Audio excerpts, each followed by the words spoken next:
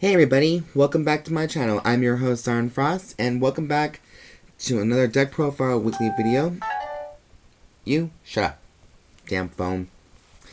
So now, for our final conclusion for our deck profile weekly video, we're doing a part 2 of the deck profile of the leader of Team Daybreak, Lady Murray, as she likes to be called by, or she doesn't like being called that, but she's being called no matter what she's done. Anyways, this is Miriam and I's deck profile video of Bavsargra, but this is not based on her deck personally. At least not all of it is. But this is a cheaper build for me that I can show you guys. You know, because I may want to try this out to myself, because believe it or not, the cheaper I get on these decks, the more I'm starting to see, okay, they're not all too bad. So we're doing a Bavsargra deck profile video, and what's funny about this deck right here is that it doesn't use many grade 2s, but it uses a lot of the arms cards, TBH.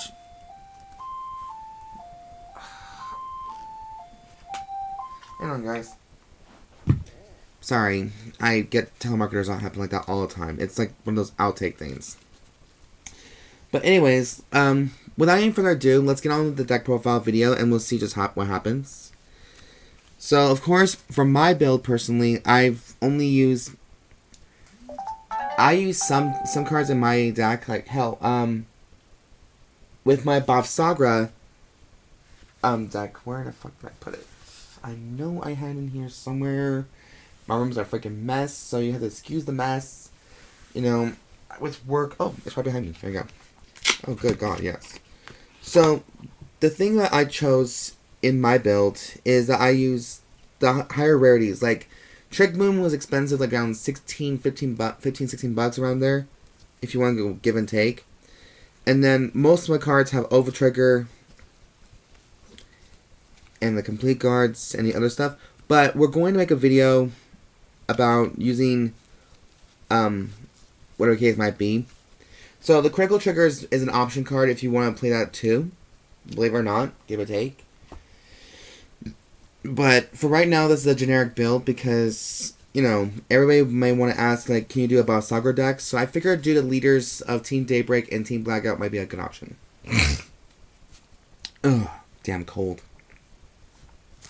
Alright guys, so for the video we have Arhinsa for our grade 0, Namorkahr for our grade 1, because she allows us to either get Swayambu or Pre-TV from the deck to the hand, as long as you Soul Blast 1.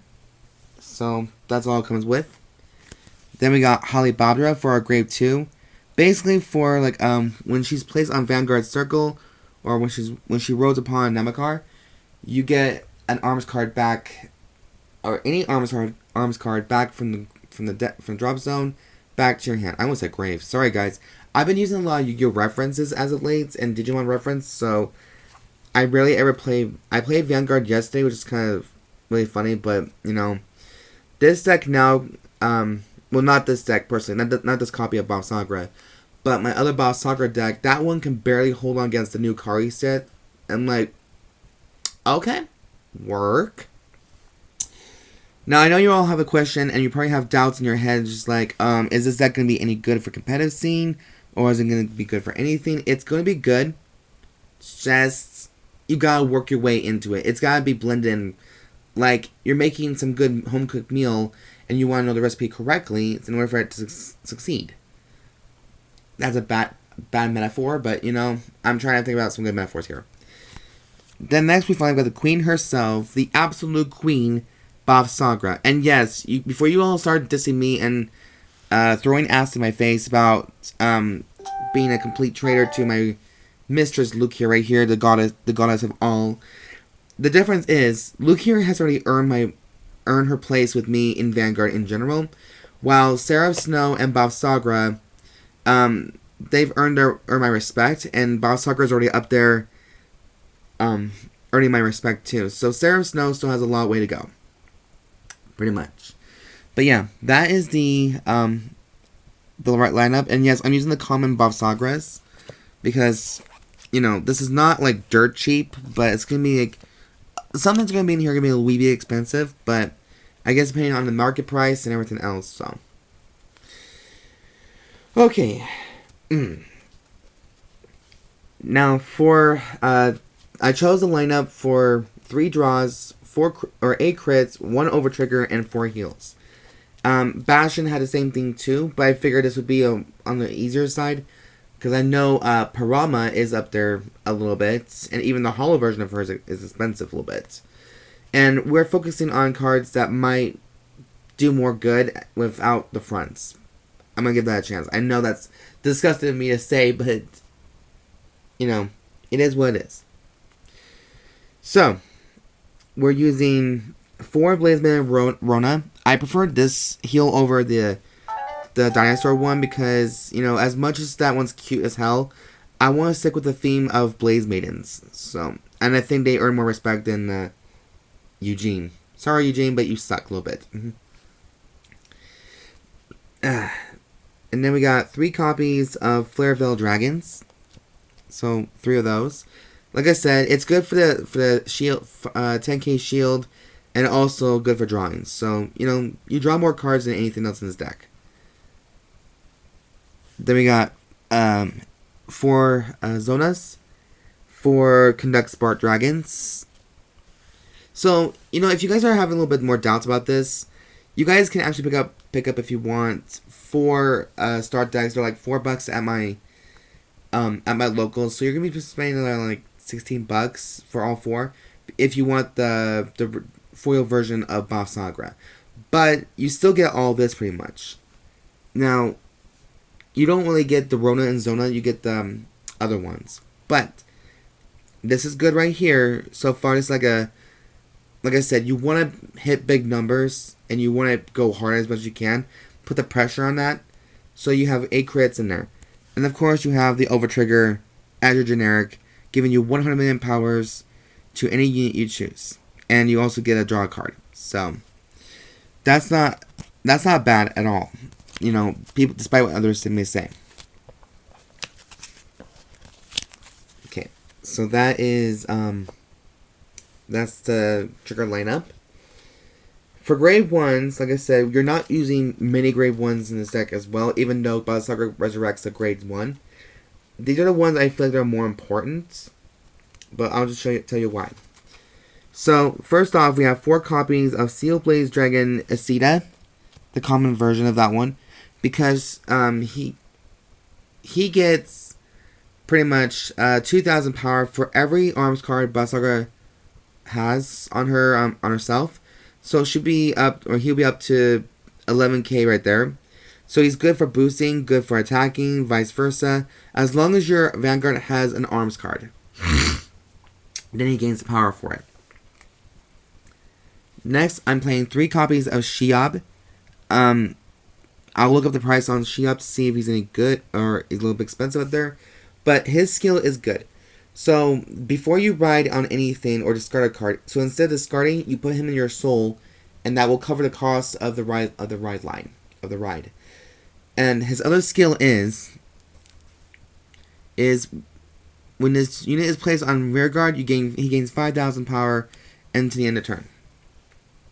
So, again, he's a 13k attacker or booster, so you are getting a lot more pressure, and it's similar to that of Bermuda Triangle. When they're heavy hitters, except that's natural power. This is more like a nice little charge. And next we'll be using the complete guard Escort, Stealth Dragon, Hayashi, Kaze, just for our generic complete guards. It's still good in the deck, you know, no matter what. I mean, Twin Buckler Dragon is amazing for one reason. It's probably because, you know, if you have only 1 card in your hand, you can cover the cost. No problem. But this one is just your generic complete guard, which is not a bad thing, because I grew up with the generic complete guards myself. You know, discard a card, then they have quintet walls. Oh, God forbid. If Overdress gets a quintet wall complete guard, I'm going to flip it. But anyways, food for thought. So yeah, that's my lineup for my grade 1s. Damn bug. I'm only using 6 grade 2s in this deck, and one of them, of course, is an essential. We're playing 3 Halibadras because of the skill. When this unit attacks, if my Vanguard is armed, he gets 5k power, or she gets 5k power in the battle. So should be an automatic 15k right there. God damn. Man, aren't I popular today? Crap. And then, this is a risk, but you guys can take it as you go. I'm playing 3 copies of Steel Blaze Dragon 6 Shanya. 6 Shanya is a theme. This is a theme of Steel Blaze Dragons as well, the Steel Blazes. But 6 Shanya is a special case. When it's placed, you have to discard an arms card from your hand to draw a card, and he gets 5k power at the end of the turn.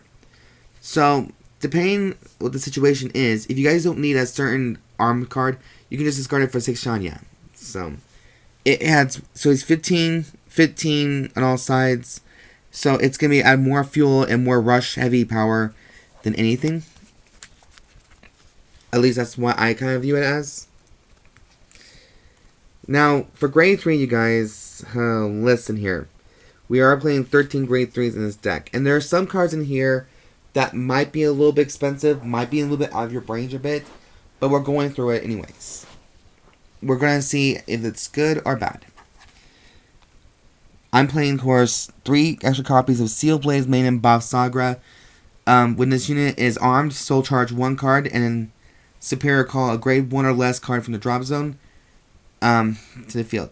Now, this is a good combination for Trick Moon, but we don't have Trick Moon in this deck, so that's a sad panda.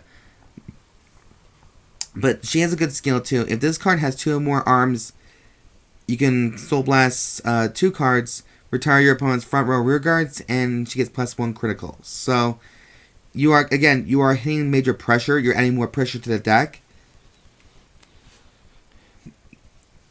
And I think that's cool. So then we got 2 copies of Steel Blaze Maiden Ardalas. Normally I've seen people play 4. I usually play only 3 in my build. But this card's actually pretty damn good. Like, when it's placed, you can Counter Blast 1 and choose an arms card from your drop zone, and you actually put it on Bavsargra, and she gets 5k power. So again, you're putting more pressure in the deck than anything. This is 18 right here. So that's why it's a good combination. Like, if you want to use 6 Shanya for that, you can play 6 Shanya. Now for the arms cards, 2 copies of Pre-TV, 1 copy of Swayambu. You can play another one if you really want to, just for that extra shield value. And don't hate me, you guys, but we are playing 4 copies of Ihsita, I think one of the best arms cards we have. And I know it's probably a little more luxurious than you think. I have my playset in the deck in my build. Just because you can play this with 1 Counter Blast, and you can draw a card, and you can play an additional arms card this turn. And it gives Bavsargra additional 10,000 power when it attacks. There you go. And then finally, we'll play 1 copy of Chandra. Chandra is just an option card as well if you guys really want to go really heavy. The downside is you have to Counter Blast 2 cards during the attack. But it allows Bavsargra to get +1 drive. So, this is, like I said, this is an option if you really want to use it. I think this is amazing. This is something that, can be affordable and can be very good at the same time. Because Bavsargra alone is one of the best decks, or used to be one of the best decks out there. So it's going to get some attention right there for most of you who are interested and curious about playing Bavsargra. And yeah, that's all I gotta say. Like, I can't say anything else more except for calling her the absolute queen. And yes, you may think I'm simping over her, but I'm not simping. But yeah, you guys, that is the conclusion deck profile weekly videos of the 2 leaders of Team Daybreak and team leaders of Team Blackout. So that is the Steel Blaze Man Bavsargra deck. I hope you guys did enjoy this video very much. So I hope it's very helpful. I do try my very best to give out the options and advice of, what decks are better, what cards are good for the deck, what's healthy for it. But it can be a little difficult, especially when you don't always have the full knowledge of it, which is I'm trying to understand it more too. But I hope these deck profiles actually help out and find better option cards as well. If you guys can find a better recipe for this, go right ahead. This is my cheaper version of the build for people who can't afford it, can't afford all the cards. But this card can still be a more compatible option. So, that's just my opinion right there. You can be entitled to your own. Anyways, you guys, that concludes the deck profile weekly videos for this week's deck profiles. I hope you guys have a good day, make good choices, and don't do anything what I do and go crazy on shopping. That's what I probably would do. But I hope you guys have, like I said, a very good day. Be safe out there. I know the world's kind of crazy right now. It's a little bit more fucked up than you think. But, again, be safe out there, you guys. I love you all very much so. And if you guys are very interested in the deck profiles I do make, please go ahead and subscribe to my channel. Please subscribe, like the videos, thumbs up for it, comment down below. And let me know what your thoughts are about this build. If you want me to try a different build, I'm more than happy to do so. It's nice to learn different cards as well, different tech cards. What gets you, like what drives you, kind of thing. So, anyways, you guys, I've been your host, Siren Frost, signing out.